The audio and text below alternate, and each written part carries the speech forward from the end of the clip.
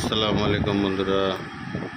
এই আজকে আমাদের দুপুরের খাবার সাদা ভাত, পটল ভাজা, ধনিয়া পাতা ভর্তা, বাইলা মাছ, করলা ভাজি, টমেটো চাটনি, পাতলা ডাল আর হচ্ছে খাসির পায়া।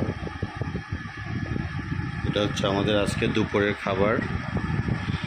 আমাদের রাঁধুনি রেঁধেছে।